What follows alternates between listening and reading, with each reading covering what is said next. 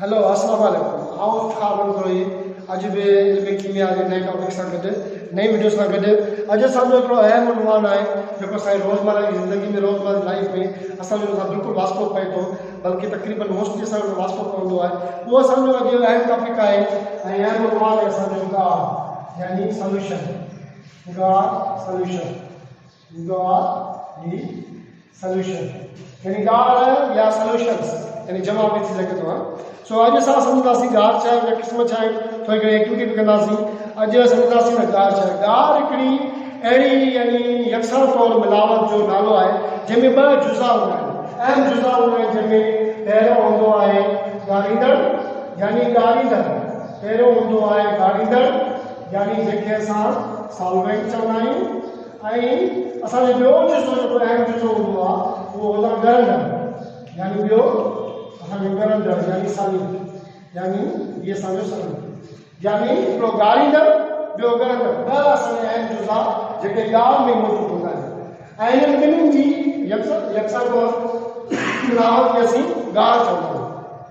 मिसाल जे तौर पर असां आम तरह सां खंडु पाणी मिलायूं था। हाणे हीअ असांजो पाणी आहे, थोरो हीअ पाणी वाटर आहे, हीअ असांजो गारींदड़ आहे।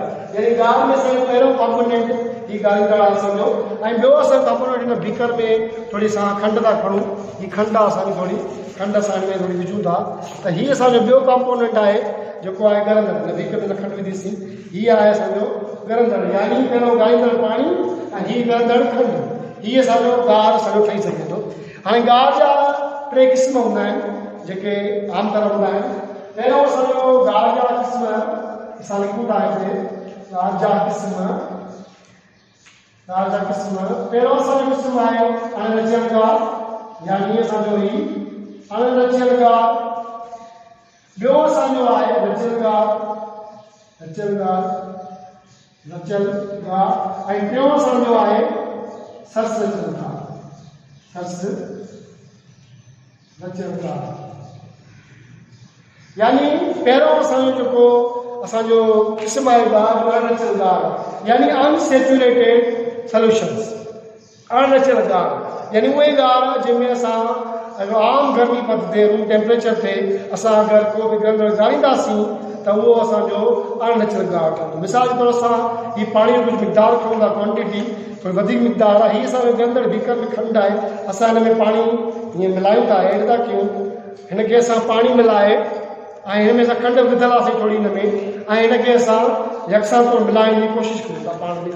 हीअ मिक्स था कयूं असां हिनखे मिक्स था कयूं।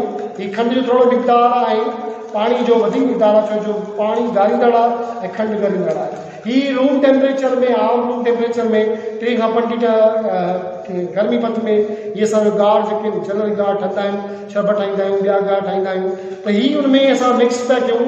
हीअ आम गर्मी पथ ते, आम रूम टेम्परेचर ते असां हिनखे मिलायूं पिया।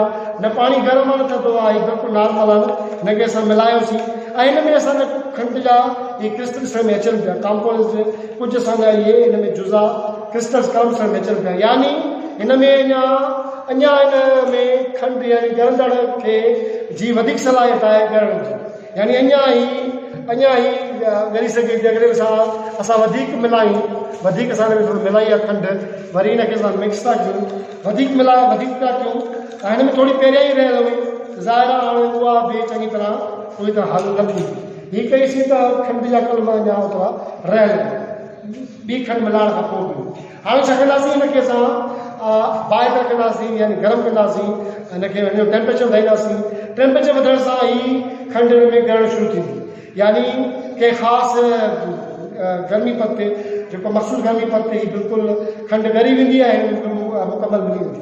वरी जे हुन में असां वधीक मिक़दार विझासीं त उहो कोन ॻरंदी, यानी बिल्कुलु ॻरी वई ऐं आख़िरी ताईं यानी खंड जो हिकिड़ो गार असांजो ठही वियो, यानी गर्मी वधाइण सां उहे पाण में मिली वई ऐं गार ठही वियो, जेको असांजो रचियल गार हूंदो। यानी बिना गर्मी पद जे असांजो उहो अणरचियल गार हूंदो।